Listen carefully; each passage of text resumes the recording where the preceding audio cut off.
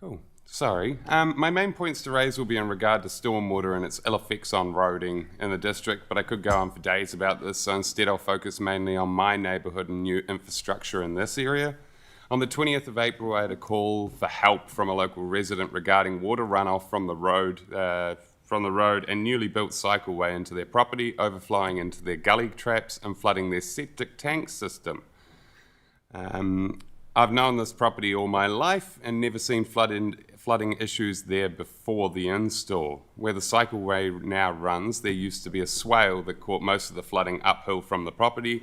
Now it would appear as if 100 metres of new seal funnels this water straight into their property. Another area of concern on Halkett Road has flooded over the road almost every rain. The 60 km/h sign west of West Mountain on Halkett Road has curbing around the planting area, and this has caused runoff from the road to pull and cover sometimes both west and east lanes.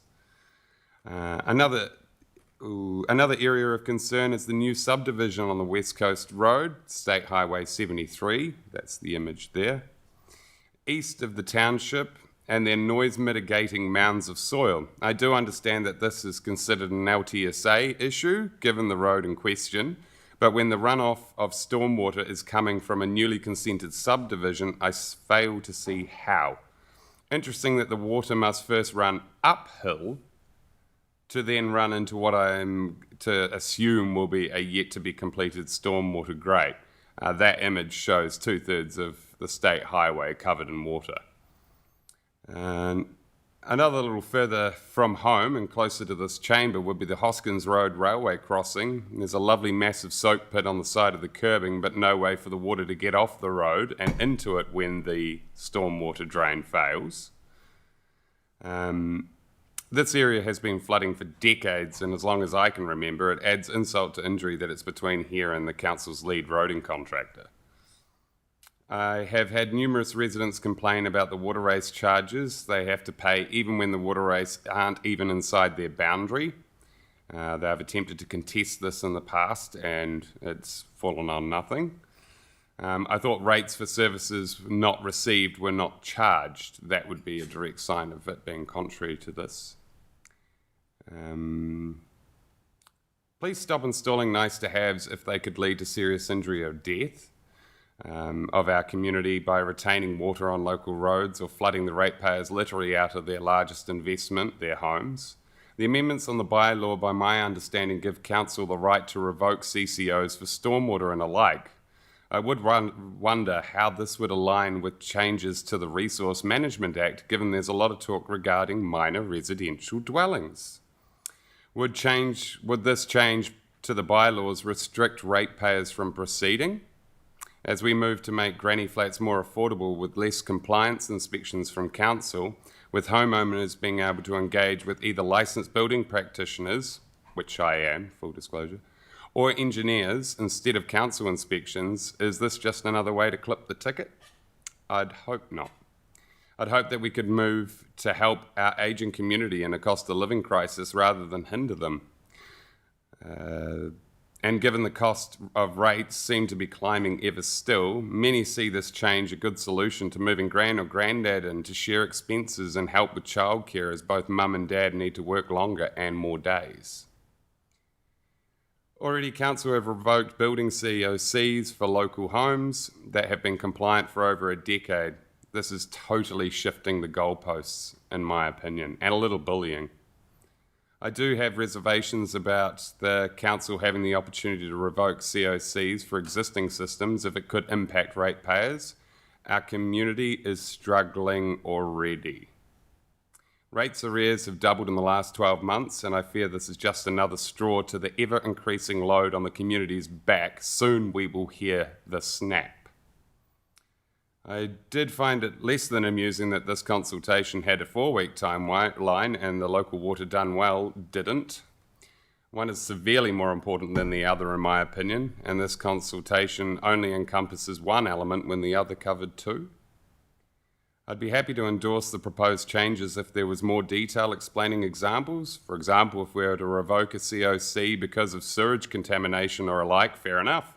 But if the revoke is of John and Jane ratepayers' soak pits or family home going to the public system, then I would be strongly against it. Again, I have come to the conclusion that this consultation lacked depth, clarity, or even what it encompassed, and many were apparently unaware of its existence. Perhaps that's why there are so few submissions. But also the community has expressed distrust and comments like, they'll do what they want to anyway, and what's even the point, they don't listen or care, are rather concerning. Once again, I'll mention in closing, once faith and mana has been lost in the eyes of the community, it's significantly more difficult to rebuild it. Thank you for taking the time to listen to my submission. I don't know how we go to the other photo, to be honest. Have you got other photos that you'd like to show us? There's one other, but IT. Sorry, I was told originally that I could bring a slideshow presentation on the day, and then I was told that, which was fine, and then I was told in an email later that I'd missed that it had to be, there was a close-off time of 2 p.m. Monday, which obviously I've now missed, so it's either one or the other. And that's the Halkett Road 60k an hour sign that goes, and as you can see, that's 2/3 of the road covered, and in that photo, it's actually not raining. So they're lovely gardens, but if we've got half the infrastructure to cater for the flooding, we need a stormwater system that runs to there or a soak pit in the middle of that garden. It's just waiting to catch somebody out, really. But yeah, thank you. Okay, so just for clarification with that last photo, that is not happening on a rain event? That has happened in a rain event, but it's not raining at the time of the photo. Okay. Yeah, so that Thank you for water the is clarification. standing. Yeah. Right. Any questions, Lydia?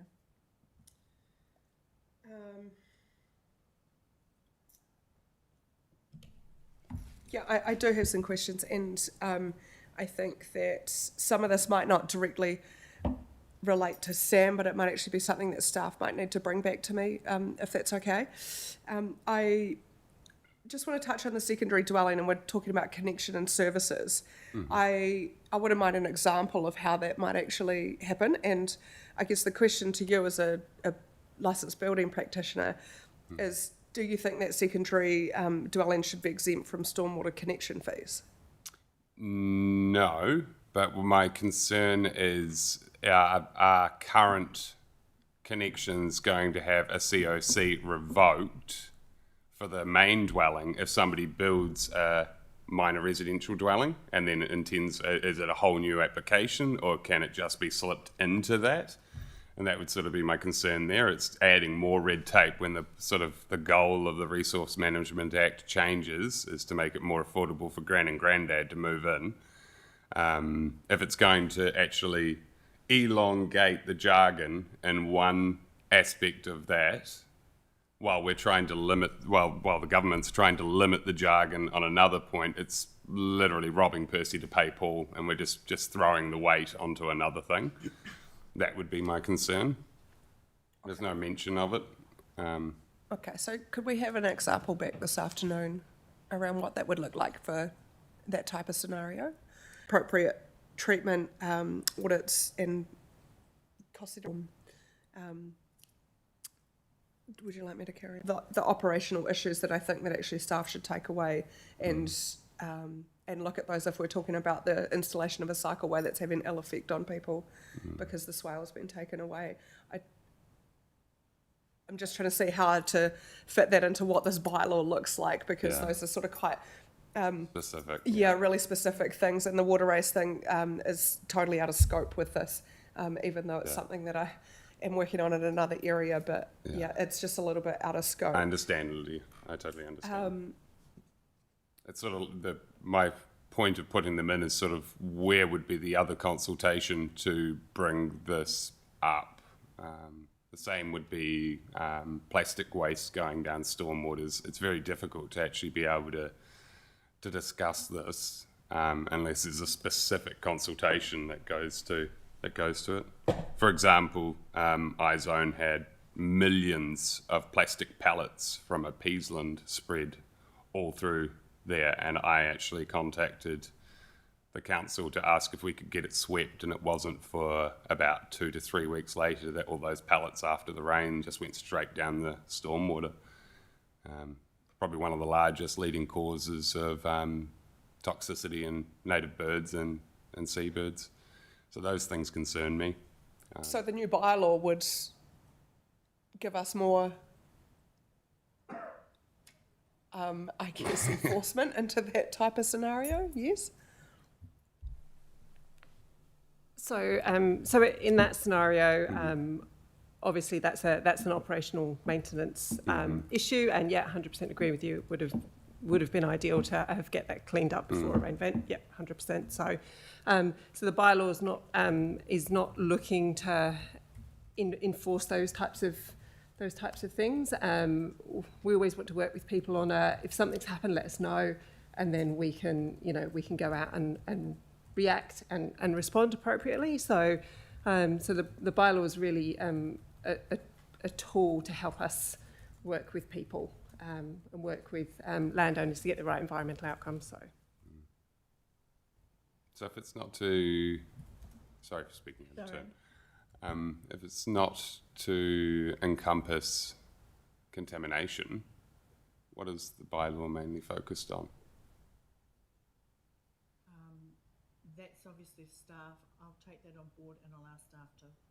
If you wouldn't mind. Through the chair, I'll ask staff to actually respond to that. Thank you. Thank you. Thank you.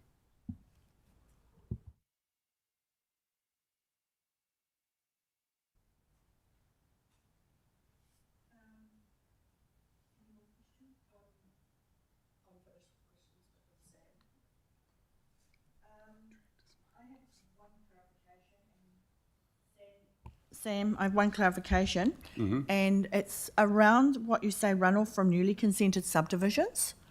Yes. Are we talking about when they're developing the subdivisions or after the subdivisions have been developed? That first photo is while they're developing, but the curb and channel unfortunately runs uphill to then turn the branch the corner and then come back down. So they've got a big sound mitigating berm that they've built up, and I understand that they'll be doing native plantings and stuff that it will work in a riparian sense and absorb a bit of water, but the runoff of that's going straight onto the state highway. The subdivision is barely even started. They've just scratched the surface, but it doesn't take long for it to take a life, really. Especially on a 100k an hour stretch coming into West Mountain. So just on that point, I have a question for staff on that matter. Is runoff from consented subdivisions, is that Environment Canterbury's responsibility, or is it ours due to a timing after when the subdivision consent is handed over to us? Could you please explain how that works, please? So currently, runoff from subdivisions wouldn't be covered under one of council's consents. The developer would be required to have their own consents with Environment Canterbury for that activity. Even if that's on the verge?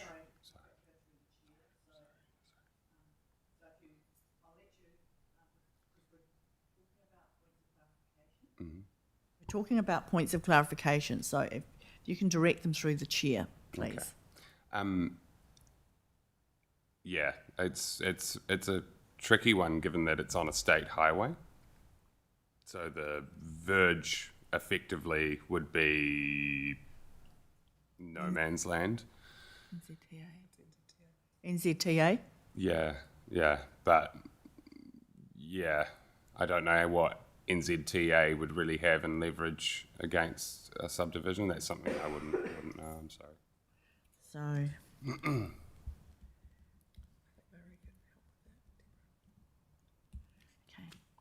I just asked Mr. England if he can provide some information on that. please? Sure. Good morning. Good morning. Morena. Thank you for your submission. I think a number of those points are operational in matter, not necessarily specific to the bylaw. And so what we'll do as staff is we'll set up a number of service requests to have those addressed and dealt with. In terms of subdivision, Council's development engineering team reviews the stormwater design for subdivisions. And I think what we're seeing here is it's just an interim issue as for the final stormwater systems actually constructed to take that stormwater away and dispose of it, and also services being stabilised, etc. But with heavy rain coming, we'll talk to our team to make sure that's all stabilised and put in the best position possible. Thank you, Murray.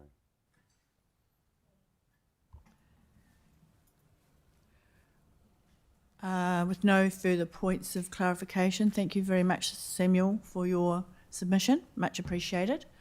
The other submitters we will take as read. And we will undertake as part of our decision at 2:00 this afternoon. Thank you. Right. Now I'd like to close the meeting with a karakia. Unihere, tupo, ka wātea,